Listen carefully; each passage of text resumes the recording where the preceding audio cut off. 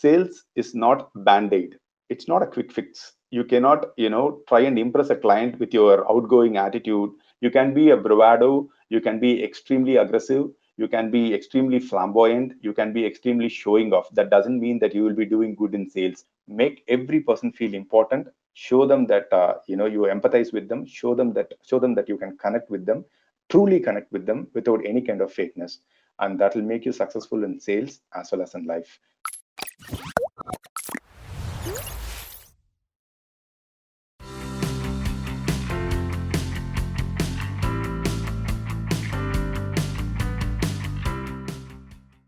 I just wanted to set the expectations here, and I wanted to start off from some of the questions, as I said, that I received from the Storytellers team. So, a lot of questions were more in terms of how to shift towards digital sales from regular sales. What's the best way to get leads from overseas market? What are the best ways to close services sales? Tell us about new sales techniques. What are some of the sales tips and tricks during and post COVID? And somebody said I needed to stress on the topic how to make business proposal and how to magnetize customers, and how does one understand the client's mentality, get into client's shoes and understand in their perspective and get work done.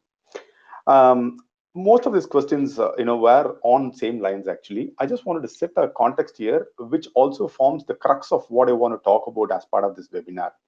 The 7 key traits, when we say personality traits, at the end of it, or at the bottom of it, these are character based ones, so I will come to that shortly.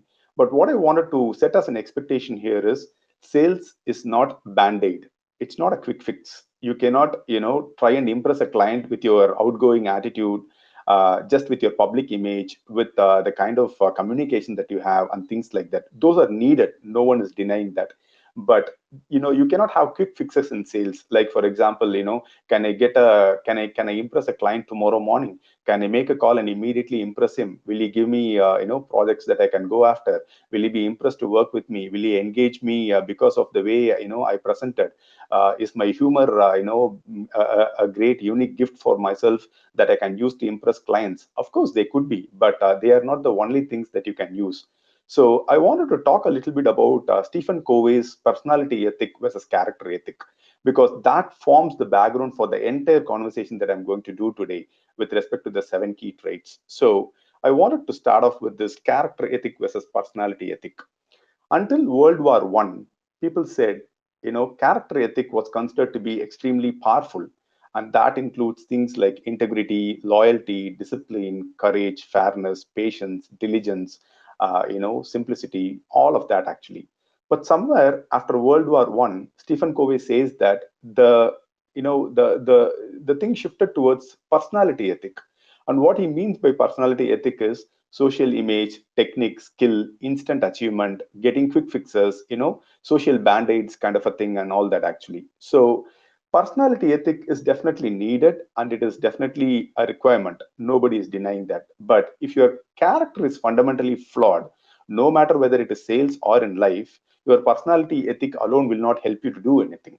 So for a number of years, character ethic used to be, pretty strong. For example, if you go and ask your parents today, they may talk about honesty, integrity, and all that. They might say, you know what, in 1950, nobody used to cheat. When somebody finds something on the road, they will come and give it to the person, or at least they will go to the police station and give it to them.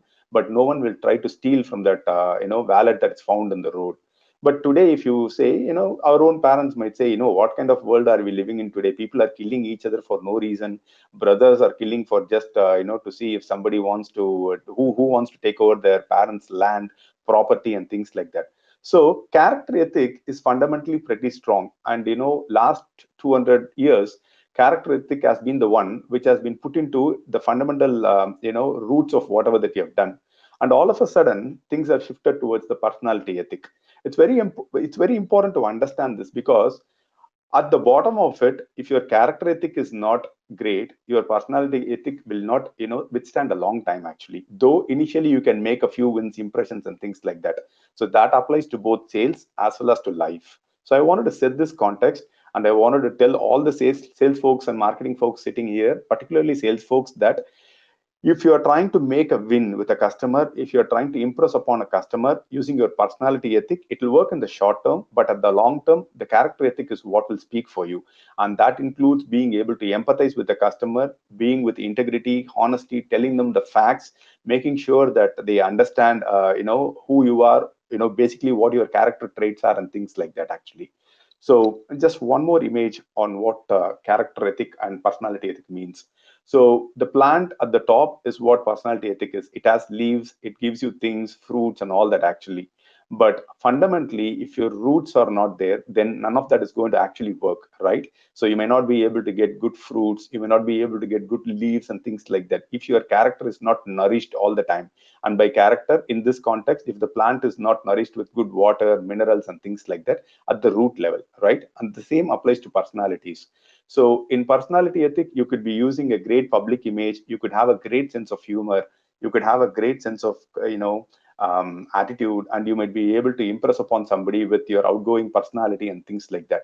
But at the bottom of it, if your character is fundamentally flawed, the personality ethic will not actually, work in the long term. So with that being said, let me get into the 7 key traits, actually. I request you all to keep your questions coming, and I'm not able to see the camera, so I don't see what your questions are. But I believe the storytellers team will let me know. But that's why I tried to start off with some questions that I got, actually. So I will look forward to more questions. Quick interruption, Vasu. Backend team is taking that care, Vasu. We are. Okay, okay, excellent, thank you.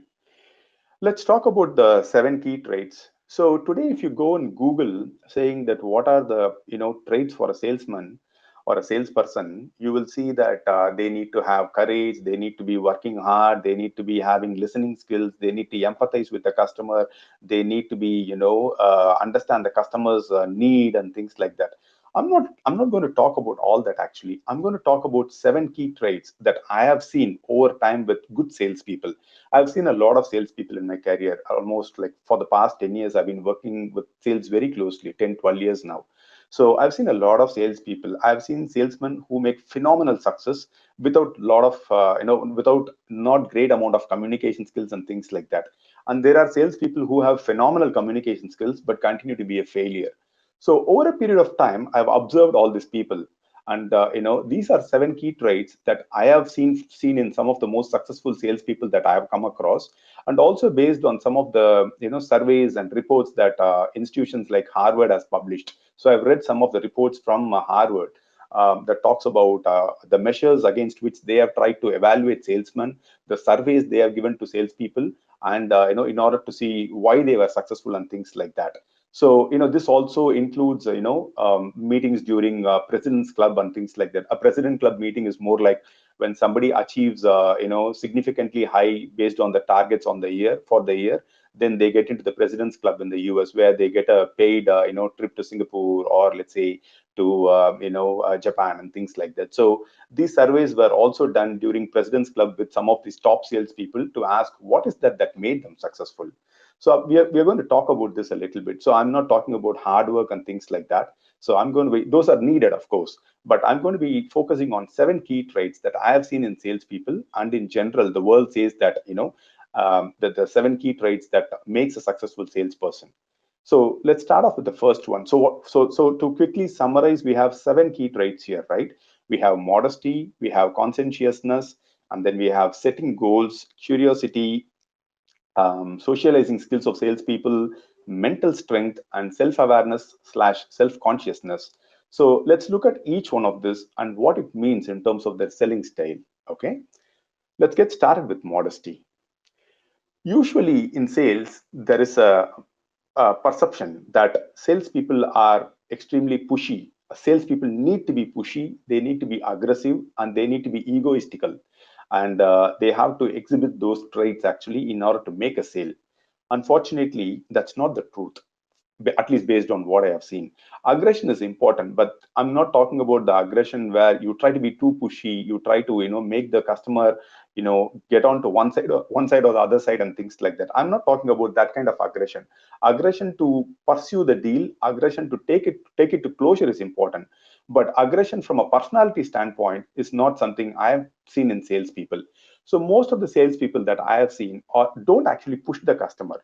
They try to help them understand the value, but they don't push them actually, and they are not egoistical, and they don't display flamboyant or flashy behavior, basically showing off their stuff, what kind of shoes they wear, wearing Gucci perfume, wearing a Rolex watch and things like that. Of course, people are, people do pretty good, and they can, they do wear Rolex watches, and they wear the best, but they apply the best perfumes in the world and things like that. But in general, people don't show it off actually, based on what I have seen. There is no ostentatious behavior based on what I have seen.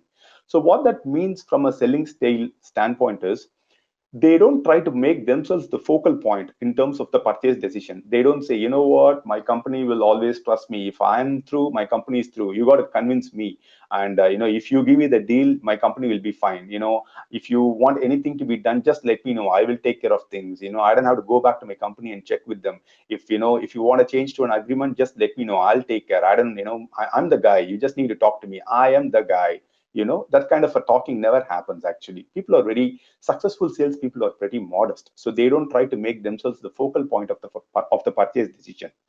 Number two, they put their team first. And what I mean by that is, they say, we are a team of, let's say, 100 people, 1,000 people, 2,000 people. We together can come and solve your problem, or we can come together and solve your problem, because we have enough knowledge within the 1,000 or 2,000 member team. And if you get into a problem somewhere, this entire 2,000 member team is there for you to help. And I have my sales folks, I have my technical folks, I have my delivery folks, I have my pre-sales teams. They are all working with me to make you successful, is how they tell the customer. They don't try to say, I will make you successful, I will get you into the president's club, I will make this happen. No, they don't do that. They try to present it from a team standpoint, and they put the team first actually, which means that they are very good team players. So that's one of the key traits that I wanted to talk about. So you can be a bravado, you can be extremely aggressive, you can be extremely flamboyant, you can be extremely showing off. That doesn't mean that you will be doing good in sales. I'm not saying they may not do well, but most of the successful salespeople that I have seen do not exhibit those characteristics. They are very, very modest, and they don't try to show off their wealth, or they don't try to show off where they come from, their background and things like that actually. So they don't try to be pushy. They don't have ego. They try to understand what the customer wants, and then they try to display, I mean, stay away from displaying ostentatious behavior and things like that. That's a very important trait that I wanted to highlight. So modesty, number one key trait that a salesperson needs. Number two, conscientiousness. So what is conscientiousness? um, Responsibility and reliability. For example, in a lot of cases, what happens is, salespeople let the direction or let the control pass back to the customer. So, for example, the customer might say, I don't have the budget, I don't have the money. If you want to do this for $200,000, let's say the proposal is for 300,000, and the customer says, I understand that the proposal is worth 300,000, but I have only 150,000 or $150,000. So can you do it in that? A lot of people will give up and say, yes, I will do it, because we are all desperate, I know. But the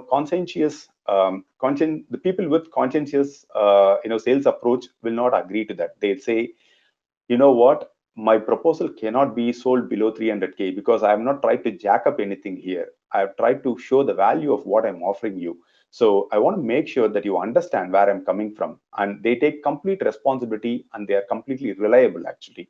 And they don't lose account control to the customer or to the competitor, basically. Because if a competitor comes and says, yes sir, I will do this for 150,000, don't go with the other guy, this guy is not going to be like, going back to the CEO and say, they are doing it for 150,000, can we make it 125? Let's sign the deal somehow.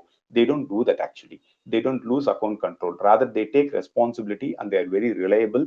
They try to help the customer understand why it is important for him to sign the deal at that price, and why that price was arrived at, or how that price was arrived at actually. That's just one example. The price part is just one example, but in general, they're extremely responsible and reliable people. So, which means from a selling style standpoint, they are in command of the sales cycle. You need to be in command of the sales cycle. We need to be in command of the sales cycle, which means the complete sales flow has to be in your control. It cannot go into the customer's control. It cannot go into your competitor's control. It has to be in your control, and you will never relinquish account control, because if you do that, then the customer starts directing you. He tells what you need to do and things like that. So Successful salespeople, based on my experience, they try to set the context, they try to explain the customer why it's important for them to do something, they try to highlight the dangers of what is going on currently and why they need to bring in so and so things from a sales standpoint, and they try and help the customer why the value that they are, what's the value for the money that they pay and things like that. All these elements that I'm talking about are part of being a salesperson's conscientiousness. That's basically what it is actually. So that's what people do. So number two key trait, conscientiousness, very, very important for a salesperson. The third trait that we need to talk about is setting goals. What does it mean by setting goals? Good salespeople have achievement orientation.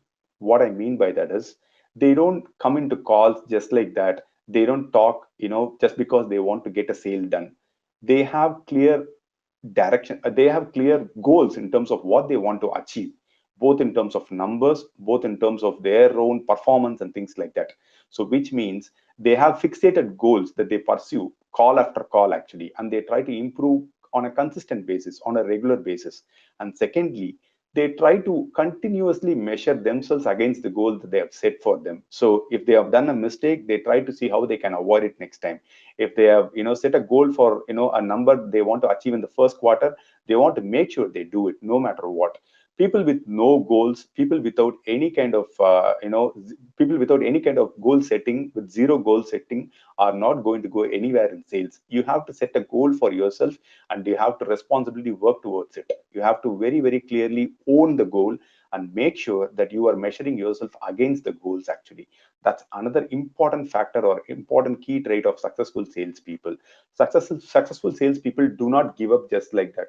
So some of the people that I have seen have improved over the years. For example, they would have started 10 years back with a $10,000 deal or with a $15,000 deal. Today, they will not engage in a 10,000 or a $15,000 deal because they feel I have actually improved over time, and I need to make sure that I'm doing big. I should not undersell myself, and in the process should not undersell my company. So whoever has sold 10, 15, so if you want to look at a successful salesperson, the best way to look at them is ask them 10 years back what was the deal value that they closed. Ask them what is the deal value that they are closing today. They might have at least moved 10 to 20 times beyond what they started. So today, if they would be closing a deal for 150,000, 200,000 minimum to start off with, they will never sign up for something anything below that. They will never sign up anything below that. So the way to see whether a salesperson is successful is to know how they are setting goals and how they are performing and how they are continuously measuring themselves against the goals. And what that means from their selling style, it means understanding the politics of customer decision making. And what do I mean by that? Who are the key people that are part of the decision making process? Good salespeople, successful salespeople will try to find that. They will ask uncomfortable questions. They might ask questions about who is the decision maker, who is the influencer. Can you make a decision? Are you an influencer or a decision maker? If you are not the decision maker, who is the decision maker? And what's your budget today? If you do not have a budget, why? And if you have a budget, on what basis did you arrive at it? And why was this budget, approved by your management team? How do you know this budget is right for the application that you're trying to build? I will tell you what, I have seen applications that are done at least 3 to 4 times higher than this price. And you know why? Because that's the way you can build robustness and longevity into the platform. How did you arrive at this budget in the first place? These are questions that this kind of, a successful salesperson who is setting goals will ask. And, as part of, the politics of customer decision making, they will try and understand who is the key guy, who are all the key people, who are all the decision makers, who are all the different stakeholders they need to meet, and they will try to get an introduction. They will try to connect with them on LinkedIn, give them a basic summary of what has happened in the previous meeting, and ask them what they think. Can I reach out to you? Can we set up a call? I would like to also bring in your other stakeholder to talk about it, and things like that. A good salesperson will do all of this. A successful salesperson will do all of this actually. And secondly, another element of their selling style is look at how the products they sell fit for the customer, not highlight the features of the product. That's a mistake I have seen a lot of salespeople doing, saying that my product will do this, my product will do this, my product is able to do it. I am better than my competitor. My competitor doesn't have this feature, whereas my product has got this feature. My competitor's product is pricey. My product is not pricey. I can do a better pricing for you, but my competitor cannot do it. Look at this feature, you will not find it anywhere else. This is the best product in the world. Great, you are very proud of your product, but If you're not able to sell the product in terms of what your customer wants, what's the point in having all the features, right?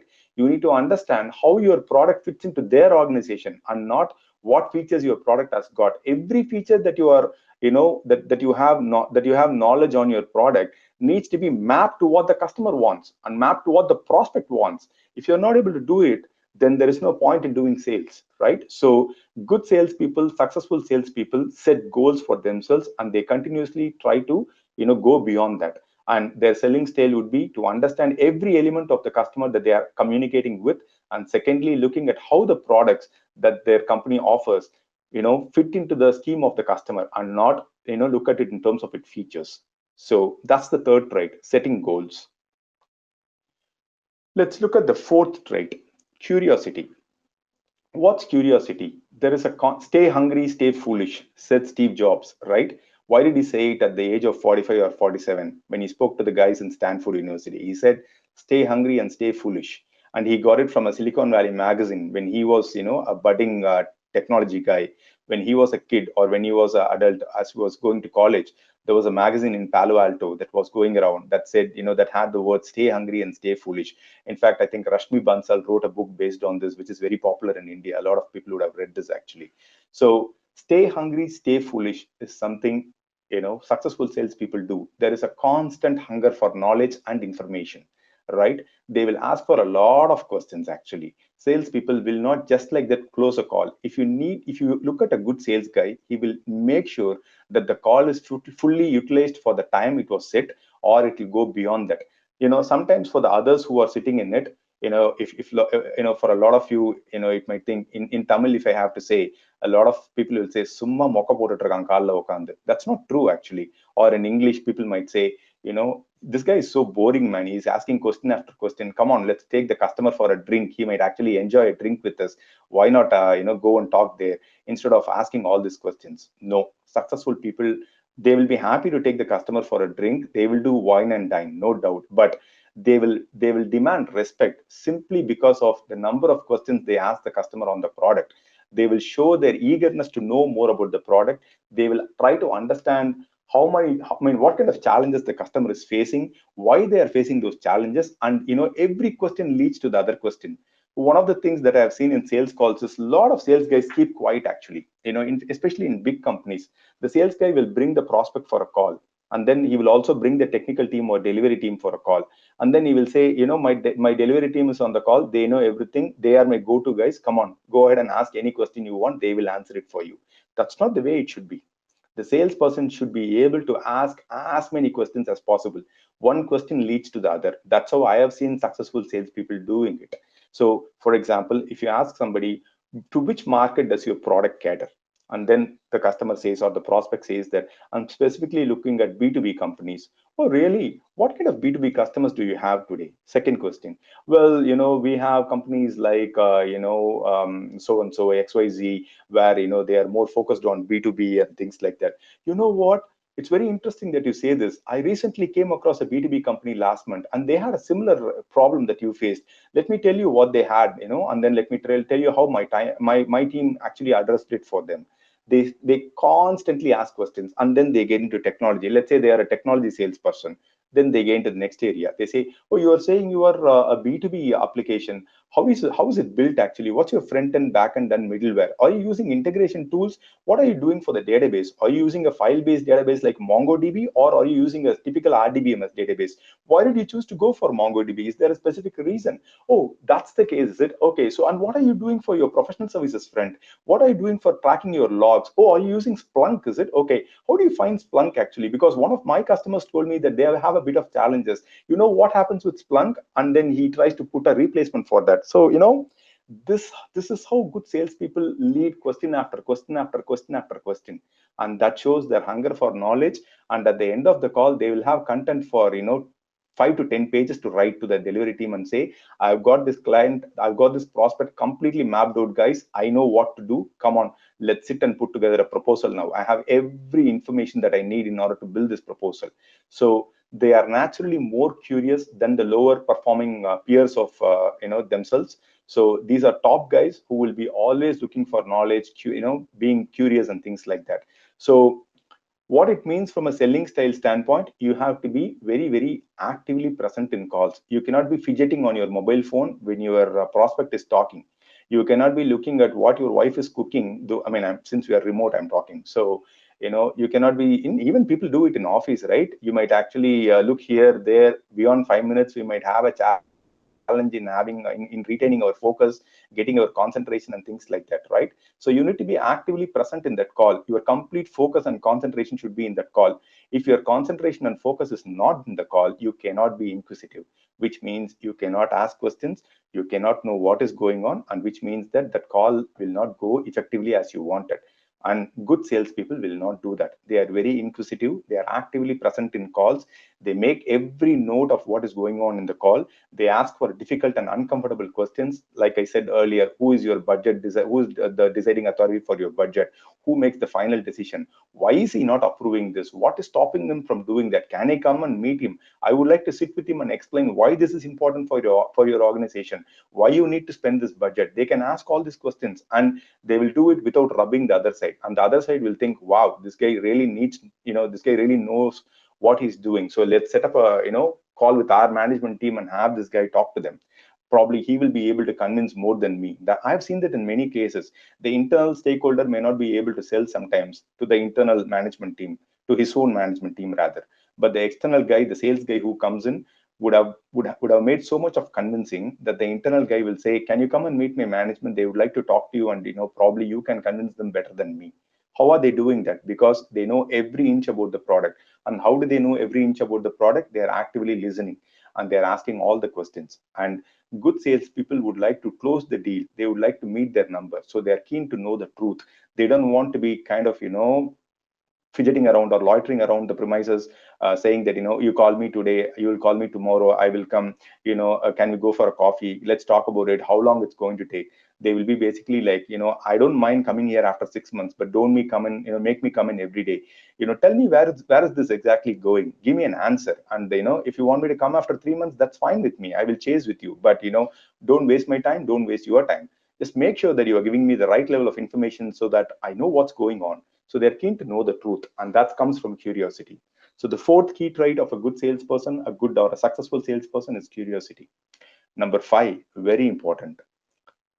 Successful salespeople are not very social, which is the bitter truth. A lot of people may not agree with me, and they might say, if you're not social, sales will not happen. No, that's not truth. That's not true. And I'm not saying not very social means being an introvert. No, I'm not referring to that.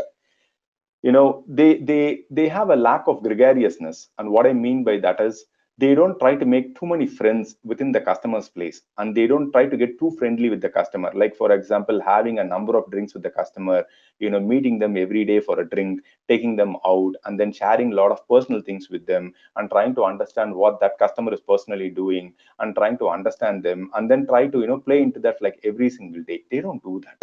They don't do that. Because if you want to drive customers, you need to establish dominance. You need to be respected. The salesperson needs to be respected by the customer for his knowledge, and he needs to build a sense of dominance. He needs to establish dominance at the customer's place, because every stakeholder at the customer's place is different. A good salesperson will try to understand the dynamics of the prospect, the prospect's environment, what kind of people are out there, and he will try to, empathize with everybody. He will try to make an impression on everybody. Just because one person is interested in a wine and dine, a good salesperson will not just try to impress him. They will try to look at the overall dynamics of the prospect that they're meeting with. So the very important thing that I have noted is, they are extremely connected with customer, but they demand respect from customer for their knowledge, for the way they put across their ideas, for the way they put across their thoughts, and for the way they drive the customer. So they demand respect, but they never get too close with the customer. They don't get into too much of socializing. They don't get into understanding the customer's personal details, their life, and they don't share about their own life, what their family is doing, what problems their family is having, and things like that. If somebody is doing that in sales, they are not a good salesperson, in my opinion. You need to establish dominance, and if you want control, you need to slightly stay away. And this is not even in sales. Look at in life in general. Within your own friends in college and things like that, there will be one person who will always be a weak link, right? Because he's a little too exposed actually, and we all try to take advantage of him or her, right? We always say, this guy is always useless, man. This guy has nothing to do. This guy is like this. We pass on comments like that, and that guy will be sitting in one corner listening to all of us, and he will never be able to dominate simply because he has already given up, because he has shared everything. He has said so much about himself, his family, and things like that. And in the process of calling it friendship, we get to hear everything, and then we use it against him. You may not agree with me, but actually, think about it. We have done it in multiple places. A lot of people have, I have seen a lot of people doing it by taking somebody's personal information and using it against them because they know it, right? And that's something a good salesperson will never do. He will never get too close with the customers. He will never get too friendly with customers. They will maintain the right kind of relationship. They will establish dominance, and they will drive customers with their thoughts, with their ideas, and with their, with the value that the customer wants. That's number 5. Number 6, let's talk about mental strength. What is mental strength? How a salesperson gets, dejected often. He gets rejected every day. How many of you can stand up? How many of us can stand up for all this discouragement that we get? How many times can we actually stand up and say, "That's fine, man. I'm going to move on. I'm going to move ahead. I'm going to look at the next prospect. I don't worry. I'm going to hit it back." Actually, this kind of an attitude is something very, very few salespeople have. So, a lot of people in sales quit early in their careers because they cannot take up embarrassment, they cannot take up emotional disappointments and things like that, right? We'll talk about embarrassment in the next point, actually, but particularly they cannot handle emotional disappointments, actually. For example, in sports, in school, if you have played sports, or in college, if you have played sports, if you got out in cricket, or if in a basketball team you never got to make a goal to the other side, the ball never gets passed to you, and things like that can be extremely disappointing sometimes. And a lot of people will quit saying, "I'm not going to play this game again because I'm not getting enough respect." Those kind of people will never be able to do sales, simply because if you have played sports, you actually build discouragement, you build rejection, and you go past that. Actually, you get rejected, but you go past that. So if you do not have it in your bones, then it's very difficult to actually sit in sales, right? So they have lack of discouragement, and they are very, very competitive. They don't care about what the competitor is doing. They don't care about how the competitor is pitching. Even if they find the competitor to be extremely strong, they don't actually care about it. They are going to be like, "That's fine, I'll go ahead and make my show. I know how to make this." And if they get rejected, they'll be like, "That's fine. I got rejected here. Doesn't mean that I get rejected everywhere. Let me go ahead and try some other place." So mental strength is extremely important trait in sales. It's a very important trait. You should be able to handle emotional disappointments as part of your selling style. You should be able to bounce back from losses, and you should always be prepared mentally. If you are not mentally prepared, if you do not have the mental strength, then it is very difficult to sustain in sales. And successful salespeople have extremely good mental strength based on what I have seen. They don't get discouraged that easily. They fight it back, actually. They give it back, and they know that their day will come no matter what. And 100 times they are being, hit, they will stand up, actually. That's another important trait of a successful salesperson. Last but not the least, we're going to talk about self consciousness and self awareness.